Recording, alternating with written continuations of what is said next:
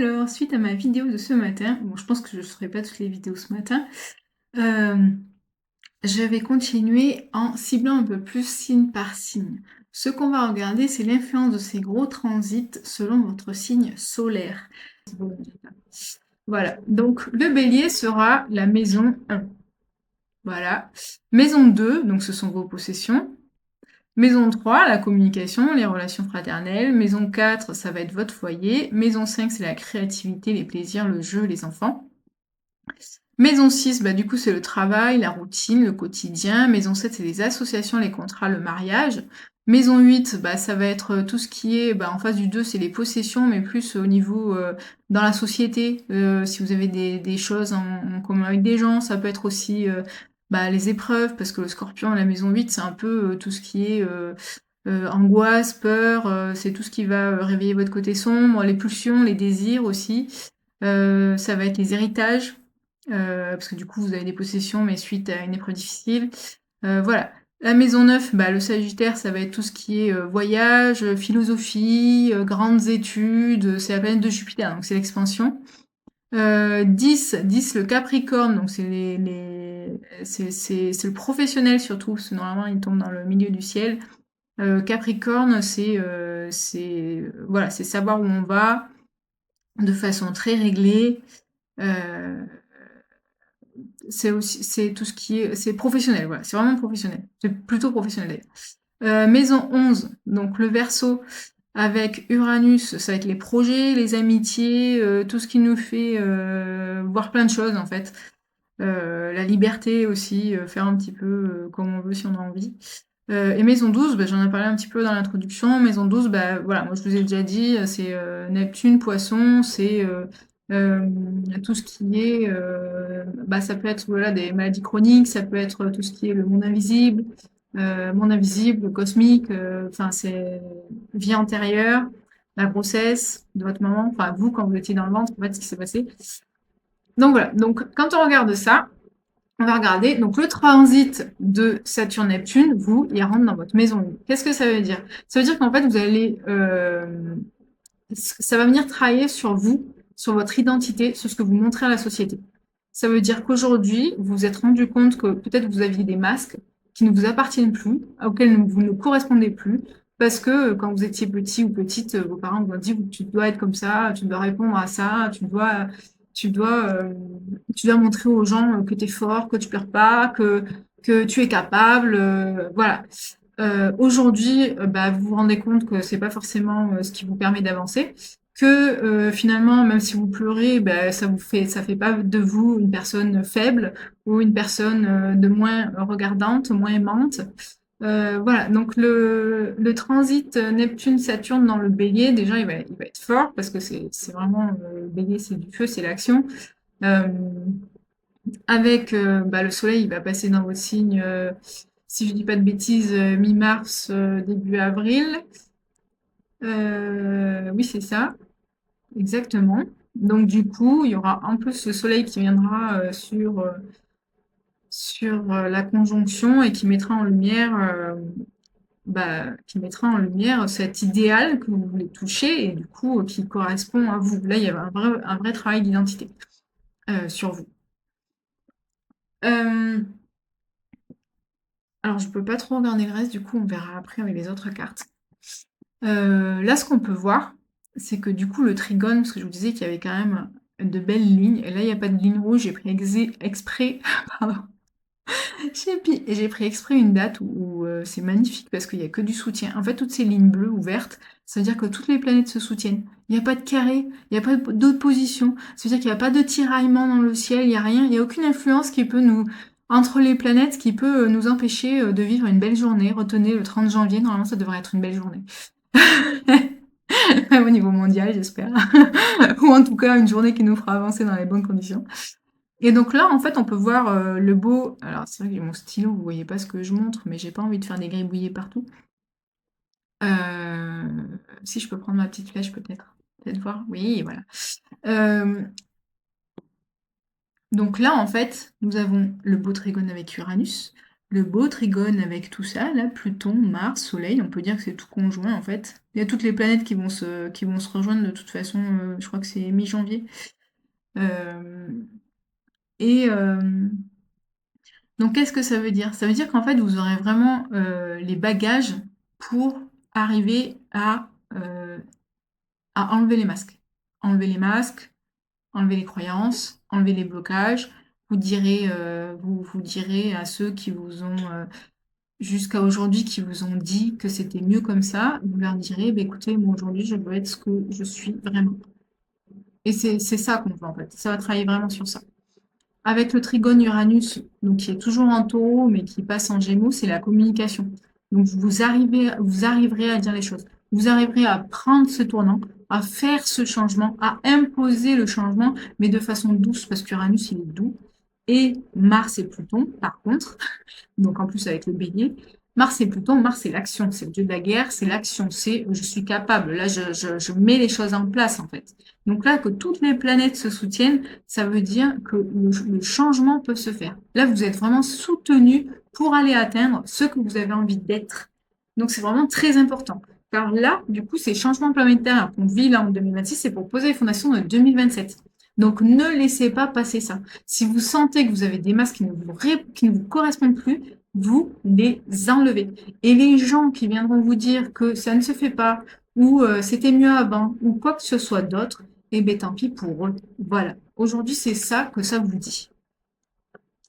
Voilà donc pour le transit de Saturne-Neptune au 30 janvier, sachant que, pardon, je me redonne. Et vous avez, là c'est dans les projets en plus. Euh, on a dit quoi? Oui, 11. Bah oui, de toute façon, le bélier, le bélier correspond à la maison. Euh, et je pense qu'il y a des nouveaux projets du coup qui vont se mettre en place. Le fait de revenir à vous, alors je dis revenir, mais s'il faut, pour vous, ça va être un cataclysme. S'il faut, c'est pas revenir, c'est que vous allez venir à vous. C'est que c'est peut-être la première fois que vous allez être vous-même. Et que justement, en étant vous-même et en disant les choses comme vous avez envie de les dire et comme il faut qu'elles soient dites, car tout est juste, il y a de nouveaux projets qui vont se mettre en place. Parce que là, vous avez toutes les planètes qui sont dans votre maison 11. Euh, ça va vraiment ouvrir de nouvelles voies. Alors, je fais une petite pause parce que mes chats m'embêtaient. Donc les béliers, on ne laisse pas passer l'opportunité. Janvier, février, vous allez avoir cette connexion qui rentre en bélier, qui rentre chez vous et qui va vous ouvrir les portes sur une nouvelle façon de voir les choses, une nouvelle façon de communiquer et qui va vous ouvrir des projets.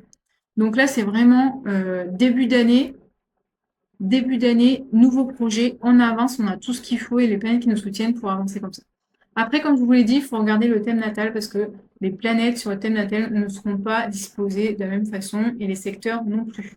Donc en fait, il faut regarder dans quel secteur sur vous précisément. Là, c'est une influence pour tous les béliers. Donc une influence générale pour les béliers pour votre signe solaire du coup. Donc n'hésitez pas à me demander si vous voulez qu'on fasse une lecture du thème natal, une révolution solaire, pour qu'on puisse regarder plus personnalisé. Donc maintenant, on va regarder la deuxième carte qui nous intéresse avec le deuxième gros transit. Enfin, c'est même le troisième, parce que là, il y en a deux gros, parce qu'il y a Neptune et Saturne ensemble qui passent en avril. Si je prends la carte de fin avril, fin avril, c'est Uranus qui bascule. Donc, on va faire la même chose. On va noter, quick, mon petit stylo, je change la couleur, magenta, c'était pas mal. Voilà, donc je refais la même chose. Maison 1, bélier, 2, 3, 4, 5, 6, 7, 8, 10, 11, 12. Bon, j'espère. Oula, j'ai mis 22, c'est 12. J'espère que c'est lisible. Donc, en fait, ce qu'on regarde, c'est le transit d'Uranus. Donc, c'est lui, là, qui bascule. Fin avril, 25 avril. Alors, moi, j'aime pas trop regarder les dates hyper précisément parce qu'en fait, les transits de cette taille-là, ça se sent quand même à plusieurs mois et parfois un peu plus. Surtout Uranus, qui est une planète du changement. Donc, en fait, elle va mettre en place les choses petit à petit et ça va se ressentir quand même sur 2025-2026. Donc là, on est fin avril, il y a vraiment la bascule. Uranus. Uranus, c'est la planète du Verseau à la base. Donc, c'est une planète d'air. Là, elle rentre en Gémeaux.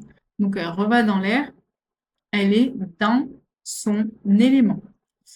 Euh, mais en Gémeaux, dans la communication. Donc, vous, en fait, elle rentre dans la maison 3. Maison 3, c'est quoi? Bah, c'est ce que je vous disais tout à l'heure. La maison 3, c'est tout ce qui est communication, intelligence relationnelle, tout ce qui est aussi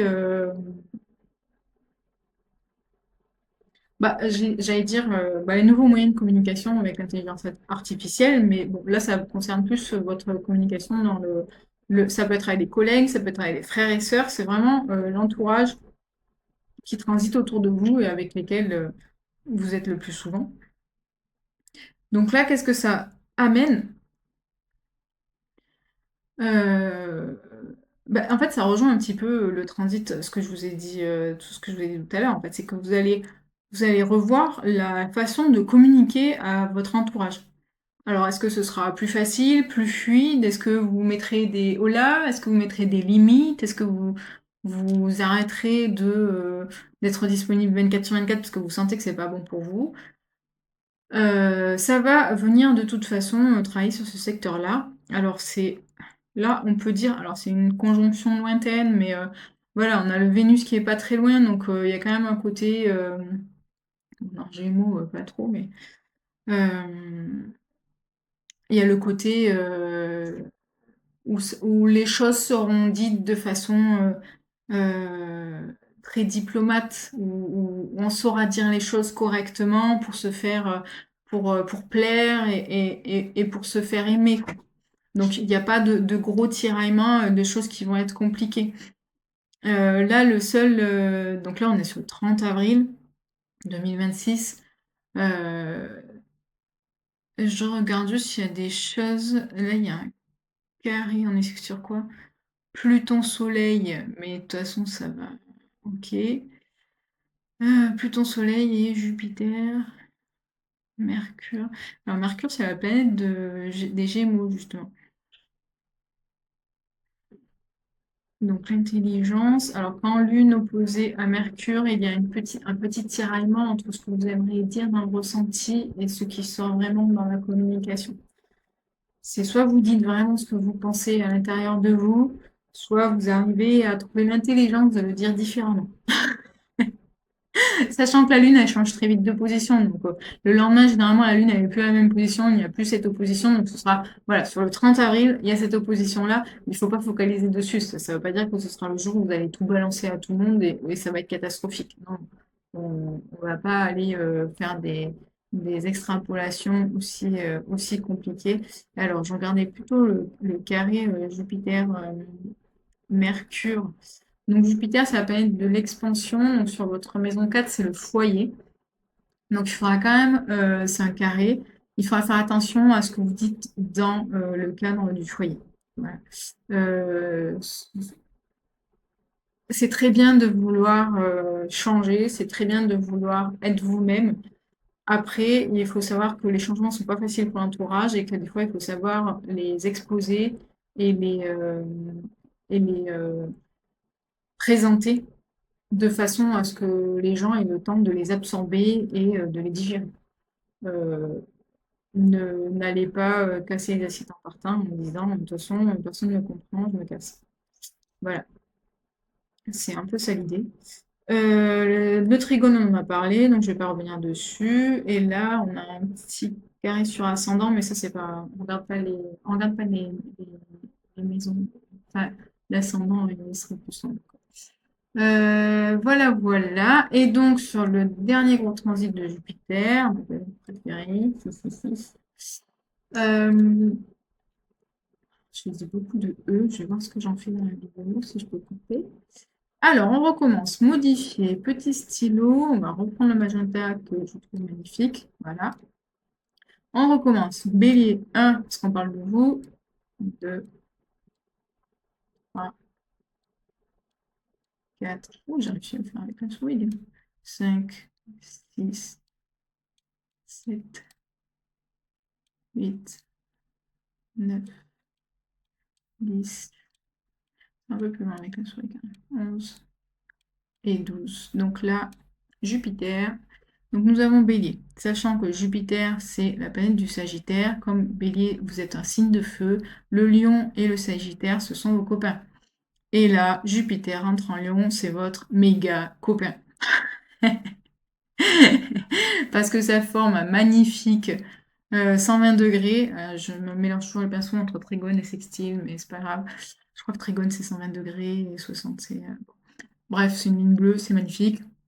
Donc là, on a dit c'est le 30 juin. Donc c'est fin juin, c'est avant l'été.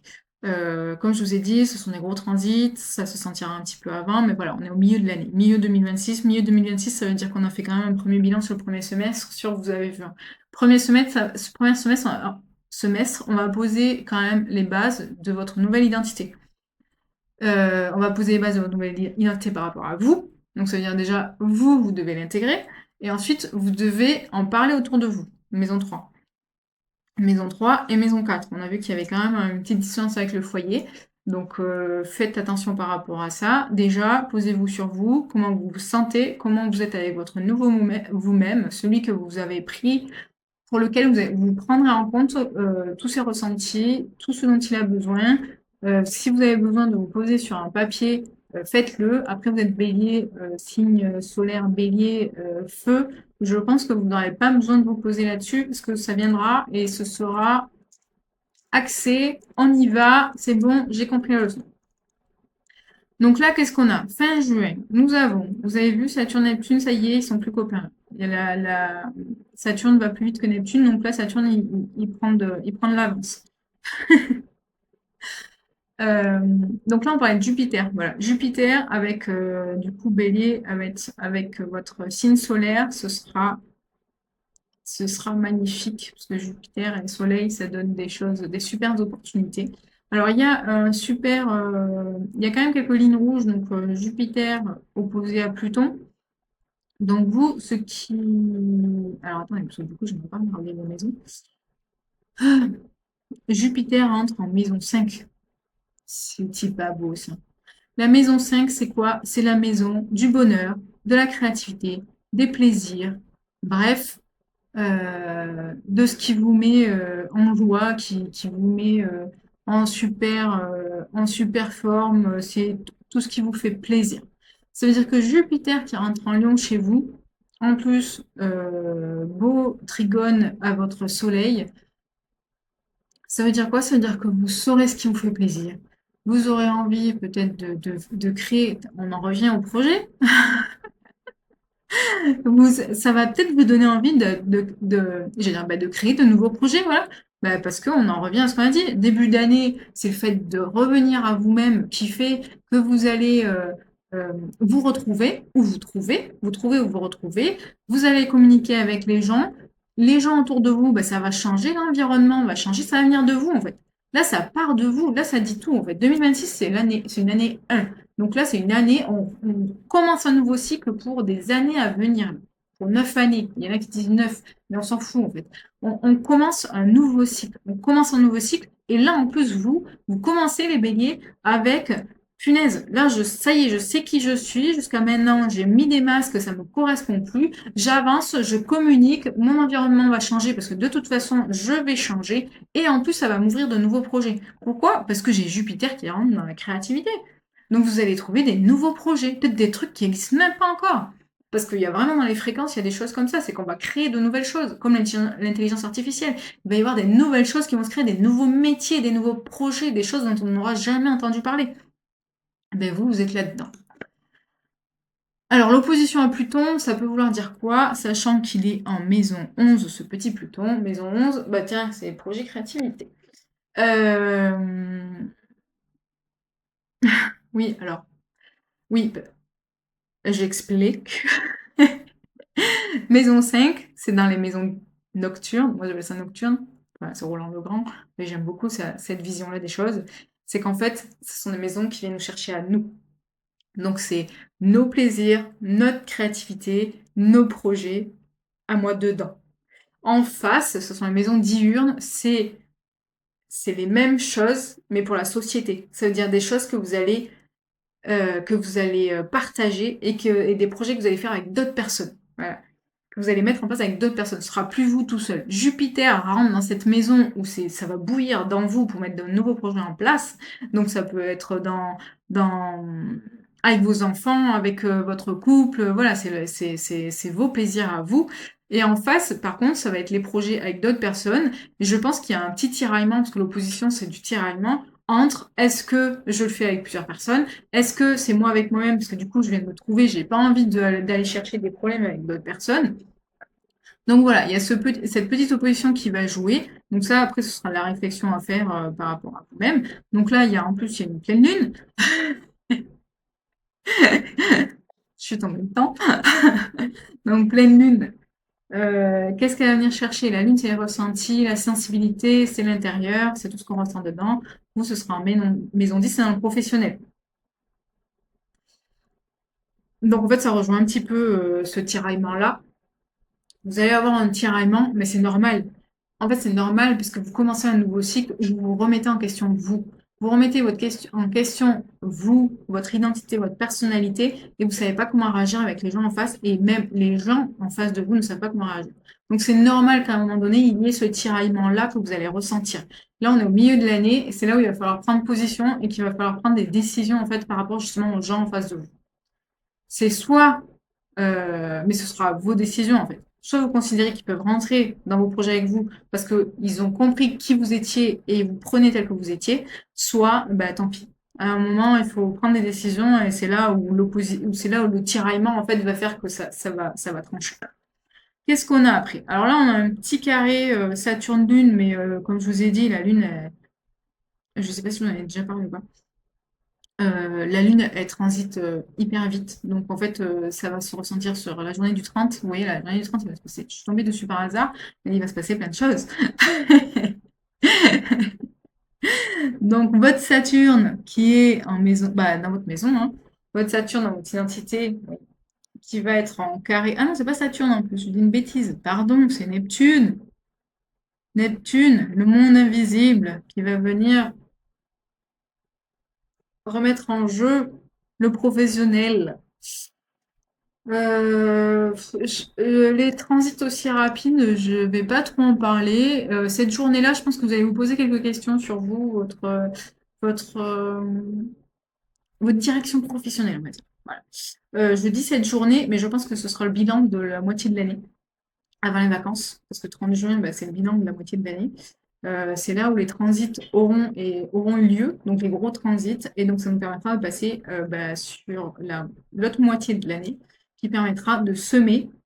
Donc les petites graines auront été semées, et là on va prendre des décisions, on va choisir quelles graines on fait germer, quelles graines on fait pousser, parce qu'après 2027, de toute façon, les fondations elles seront posées. Donc toutes les décisions que vous allez prendre là, laissez passer les 6 premiers mois, vous allez voir, il y a des choses qui vont se passer de toute façon dans votre entourage, en vous, dans votre entourage et autour de vous. Et c'est à partir de ces petites graines-là qu'ensuite vous prenez les décisions et que c'est ces fondations-là qui vont être importantes pour ensuite 2027 et les années qui vont suivre.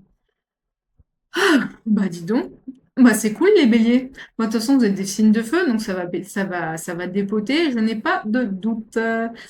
Je crois qu'on a fait le tour. Après, c'est vrai qu'il y a des planètes qui sont intéressantes à regarder, comme Vénus, par exemple, mais c'est si le relationnel et sentimental vous intéresse. Mais ça, à la rigueur, vous pouvez me poser une question, on pourra regarder plus précisément. Parce que si je fais mois par mois pour Vénus, ça va être compliqué. Enfin, ça va être surtout très long et des vidéos trop longues, c'est pas super intéressant. Donc voilà mes amis béliers, j'espère que ça vous a parlé. J'espère que vous regarderez cette vidéo ensuite en juin pour voir si ça vous parle et ce qui s'est passé d'ici là. N'hésitez pas à liker la vidéo, à regarder la vidéo peut-être de votre ascendant ou de votre signe lunaire, ça peut toujours parler, et à vous abonner à la chaîne et à partager si ça vous a intéressé. Voilà, merci beaucoup.